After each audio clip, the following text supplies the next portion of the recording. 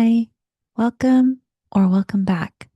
My name is Yu Wing. You can call me Yu Win or Win, and I'm happy that we are together whenever and wherever you are tuning in. So, this video is a video in my 90-day challenge to speak my truth and to share my story. And so, if this is something that you've been working on, something you've been curious about, something you have been stopping yourself from doing, I hope you receive this as a sign and do a thing, anything, any step, any small little thing that sets you up to do it someday. And I like to start each video sharing a practice. And so, this is a simple practice of whenever I let something go. Um, whether it's physically or maybe in my mind. And it can be um, like a pen that's run out of ink, or let's say there's a shirt that I need to discard because I can't wear it anymore. Before I let it go, I will say thank you for all it did for me before I physically toss it or emotionally let it go. So it's just a small practice that I picked up from Marie Kondo. I didn't read her entire book, but that was something that I did read and have held onto. So if it's something you would like to consider or make your own, or if you want to just leave it here, all good. And then I am feeling a bit slow as I record this video. I am experiencing some discomfort and pain in my body as my body prepares for my monthly visitor, who I refer to as Ladybug. I have a friend who refers to her monthly visitor as Ladybug, so I incorporated that into my journey, and I say that I am preparing for Ladybug to visit as I am experiencing cramps and other uh, pre symptoms. Um, and when my symptoms get pretty bad, I take ibuprofen and I use a heating pad, and I get really sedentary and I just sit or lay down and bundle up with a blanket, even if it's summer. Um, and so I just wanted to hold space in case you're someone who experiences something like this. And even if you don't, I think being able to understand what half of the world goes through at some point is important. And I have a senior, a J, an older sort of sister, auntie figure who um, finds it very important to talk to everyone about menopause so that everyone can understand what to expect if they haven't arrived to that point, and or if they have people who will experience it or are experiencing it to understand. So I know that there's a lot of discomfort, taboo, ew, that's gross kind of sentiments about what people go through. Um, but I've always found that understanding someone's experience, um, I don't know, it's always been really important to me. And my sense is that it's not always the case for everyone, which I get. But, if you are in a relationship with someone who is going through perimenopause, which is everything that's happening before, menopause, and Menopause is when someone has stopped having their monthly visitor for an entire year. Everything till that point is considered perimenopause.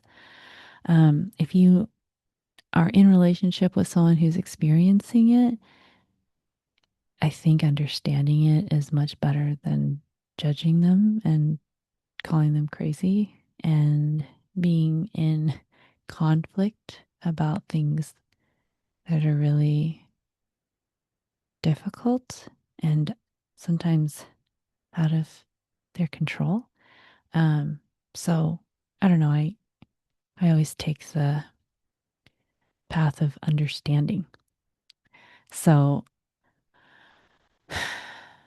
um, as I'm sitting here realizing that my ladybug will be visiting soon, I can feel the amount of energy that's being used for the preparations, right? And I read in the book, The Medical Medium, um, who essentially has the spiritual gift to be able to um, see someone, sort of connect to someone's energy, and to identify sort of what ails them, what kinds of illnesses they may be struggling with. And so he goes through the book sharing, different conditions and things that many people experience, trying to explain what he has come to understand over the years, and then offering solutions and things that may support someone who's experiencing those things. And so I think the chapter where he's talking about like menstruation, um, he says something like a person's system is like reduced 80%, and that they have like a 20%, they have access to like 20% of their capacity. And so I just think of all of the people who push through for whatever reason, um, even when they experience cramps, if they experience nausea, if they experience vomiting, if they experience cramps in their legs, um, just all of the very different experiences that people can have when their monthly visitor is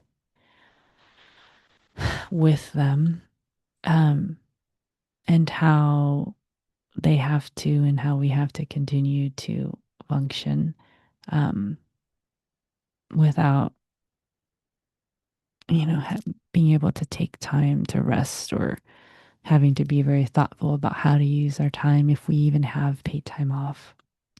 So I just wanted to acknowledge I haven't talked about that. And it's a big part of me, and I believe that I'm starting to experience some of the symptoms and experiences of perimenopause. And so it's not super consistent. Um, it's kind of coming in little moments. But what I've come to realize that is a little bit out of my normal, which is, I think, really the base for anything, right? Like if you're concerned about mental health, if you're concerned about physical health, like the awareness of what's happening, what's going on in your system is so important to be able to figure out how to move forward, right? And so, one of the main things that I've noticed is that I have an intensity of feelings, of emotions. So, one of the examples, I tend not to feel comfortable expressing anger or any of its cousins, annoyance, frustration, And so that's one of the emotions that are not flowing um, as easily. And I also don't get annoyed often or angry often. I don't know if there's, because I'm not comfortable feeling it, if I actually am feeling it, I'm just not aware, or if I just am not prone to feeling anger as often. So I was at the store one day. I was standing in the line waiting for self checkout, and there was a whole kind of group of folks trying to figure out where they were standing. And so a few of them settled in front of me, and I was like, okay. And then several people settled behind me in the line. And then someone in front of me pulled someone behind me to join them. And then there were like three or four other people who joined them. Um, I might be like, that kind of sucks, and then just move on. But the feeling that I was experiencing in that moment went from frustration to anger. And then I remember I had a gift card in my hand, and I was flicking it onto a box, and I was buying something that was in the shape of a box or in the form of a box. So I'm like flicking the gift card against the box. And in my mind, I'm like, I'm sure this is annoying, but I don't care. And then the frustration that went to anger then became rage. And then I was sort of like flicking it even harder. And I was like, oh, something like this doesn't usually bother me. Something's going on. So that was one of my main things that I have experienced. And then I thought there was a time somewhere this year where I had the experience of falling, and I couldn't catch anything to stop falling, but it was short-lived. It was probably like maybe 5 minutes. It wasn't like this earlier this week. And then the other thing is that I generally run cold. Um, well, let me take that back. I run cold in the winter, and I can't cool myself off in the summer. So I've likened myself to being cold blooded.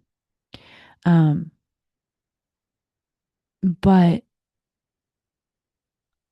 I don't run hot like in mild temperatures, like in the spring or in the fall.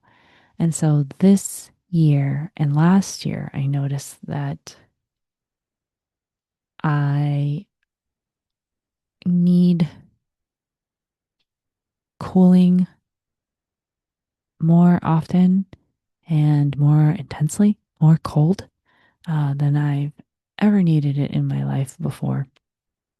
And so I think that's another sign that my body temperature is changing. And I remember when I used to work in the office with a lot of women, some being older, some being younger. Um, I always was like, why is it so cold? Why is the air conditioning so cold? So I just brought a blanket or had a scarf that I could use. But I was like, oh, they were running warm, probably needed to cool off. And so I was like, maybe I'm on that track too. And I guess being able to like talk about it and think about it, and maybe just even in the ways that I talk about my ladybug, trying not to make it such a bad thing or a bad experience. And it sort of, I'm like, oh, ladybug's visiting. Um, I'm gonna get her dark chocolate almonds because she enjoys those. That makes her feel better when she's tired, and um, just not like hating on my body or um hating being a woman, um or someone who identifies as a woman, in that time. Um And so I think the way that I'm viewing perimenopause is probably aligned with how I've been shifting and changing how I feel about my monthly cycle. So I think it's interesting. And then when I was working with my hypnotherapist and I was in person, she had a book, and I remember she had shared it with me, but it was by a female author. I can't remember the name, but her take on menopause is that if you were unable to do something when you were younger, you do it during perimenopause. So if you are unable to speak your truth, then in perimenopause, you are saying the things, even if there's no filter. It's like, oh, that's interesting. And sort of like an opportunity to, I don't know if it's right, kind of to balance out, maybe. And I was like, huh, that's interesting. Um, so I haven't talked about it a lot, but I am appreciative of my auntie or my older sister who was talking about perimenopause and explaining because I never knew that menopause was a whole year without your monthly visitor. I thought menopause was the whole thing.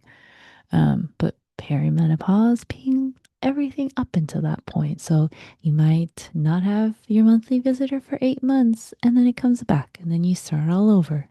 You haven't reached menopause. So, yeah, I'm just acknowledging these things about who I am and my experience, sharing my story. And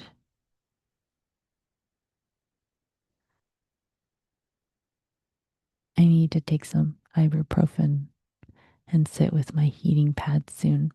So, I'm going to get going. But thanks for witnessing this if you're still here. And I hope as you experience either the shortest day or the longest day of the year, I hope that you find light in the darkness and you know that you are inherently worthy and deserving of unconditional love. I will catch you when I catch you.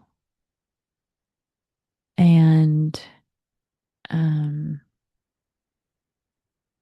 just to say for myself, just to speak a truth, something that I'm holding right now, I think I passed on the invitation to attend a holiday event this evening. I didn't have the energy, and now that my cramps are here,